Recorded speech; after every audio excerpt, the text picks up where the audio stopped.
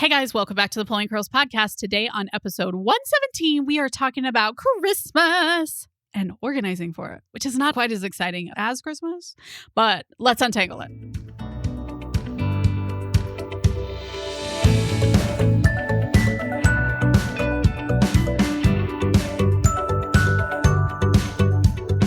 Hi, I'm Hillary Erickson, the curly head behind the Pulling Curls podcast, where we untangle pregnancy, parenting, home, and even travel. We know there's no right answer for every family, but hopefully we can spark some ideas that will work for yours. Life's tangled, just like my hair.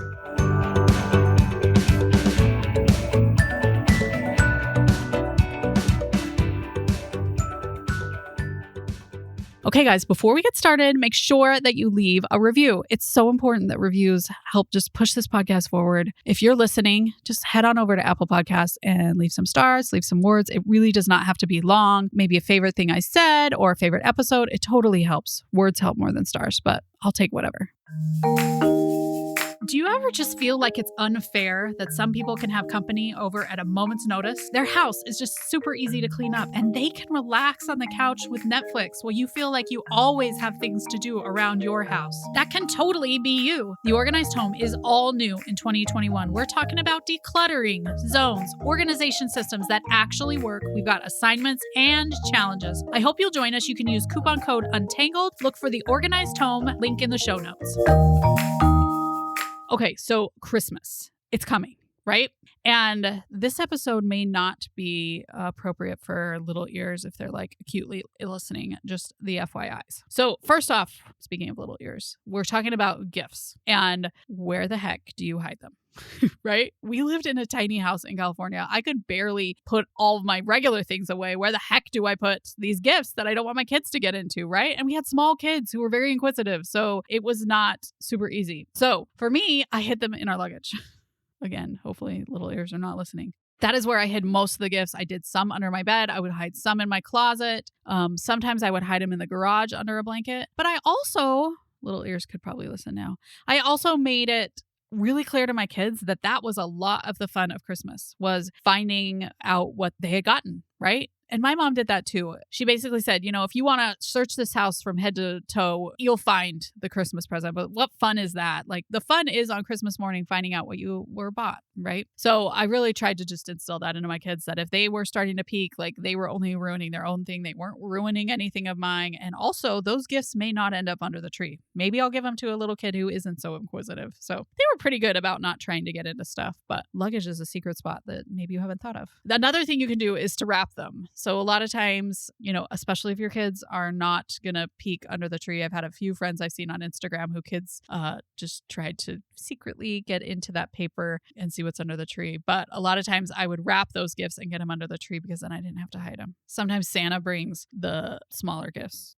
One last little tidbit of information is to make sure you've written down what you've bought, because I have been definitely the queen of making sure that one kid suddenly has like 30 presents and one kid has 5 or whatever, just try and keep an eye on what's getting bought, because especially as you're trying to hide them, out of sight, out of mind, yada, yada.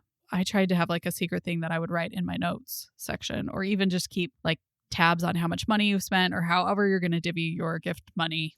It could be awkward. Okay, let's now move on to like Christmas stuff. I'm going to give you 3 tips for organizing your Christmas stuff. First off is I make sure that the Christmas stuff is separated. I know some people just kind of like mishmash it all into one thing, but I have straight up red and green Christmas bins that the Christmas stuff goes in. It's very easy to tell what goes in there. We just have to haul in the bins and then haul them back out. Also, that's all we get. We aren't like going to add another bin at some point. Nope, we get the 3 bins. They fit there. It's all good. If we don't like a decoration, we can throw it away and maybe we can get a new one. And speaking of decorations, I find the decor that can be flattened. Like, I have some trees that crisscross into each other and that's how they stand up. And that's been really effective and helpful. So anything that you can flatten, I know why people love those giant blow-ups, right? Because it gives a lot of decoration for a very little amount of space in your house. So anything that you can flatten or squish down is a total win in my decoration book. Christmas trees can be flattened too, but they sure are annoying to put up. And then, like I said, my third tip is to make sure that you limit the decor to the area that you have to store it. Stop stop buying things that aren't going to fit into the area that you have to store it, no matter how cute it is. Decide to throw away certain things. Or something like that. Now, sometimes with a wreath or something like that, you can get away with, if you have a place to hang it in a protective bag so it's not just getting full of dust all year, that might be an option. You can make things work, but just try and stick to the space that you have. Don't just constantly be buying more things, because then when Christmas ends, the Christmas spirit leaves when you realize that it doesn't fit in your house. So, okay, finally, I want to talk about organizing parties, because as a kid growing up, I felt like parties were like a huge deal and you had to put like a lot of effort into it. And because they were such a huge deal and so much effort, I wouldn't have them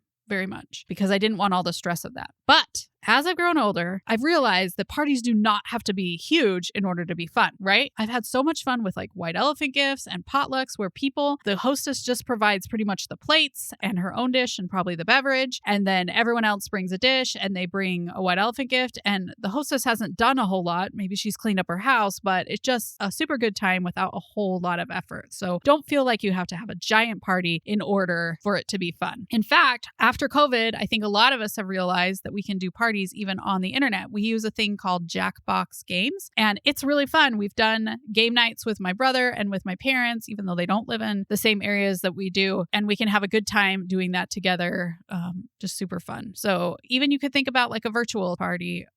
They still work even though COVID's where it is at. And then finally, like I said before, think potluck. Don't feel like you have to provide everything. I love it when people bring lots of different kinds of dishes and I can try lots of different things and learn, new appetizers that my family can love and all those different kind of things. So I love bringing a dish to somebody's party. I love that, I don't really need like a hostess gift because I'm horrible at finding those. Instead, I can just bring my potluck dish, which I can totally make, and feel good and enjoy the party and not like feel guilty that I'm not like doing more to help out the hostess. So those are my tips about Christmas. I would love to know your Christmas organization tips. Find us over on Instagram. Leave a comment on the post for this episode. I'm so glad you guys were here, and I hope you guys are ready to have an awesome Christmas this year. You are totally wanting to stay tuned for next week's episode. I am going into my fear of flying. So if you're headed somewhere for the holidays, or if you have had a fear of flying, don't miss that one for sure. Thanks so much for joining us on today's episode. We know you have lots of options for your ears, and we are glad that you chose us.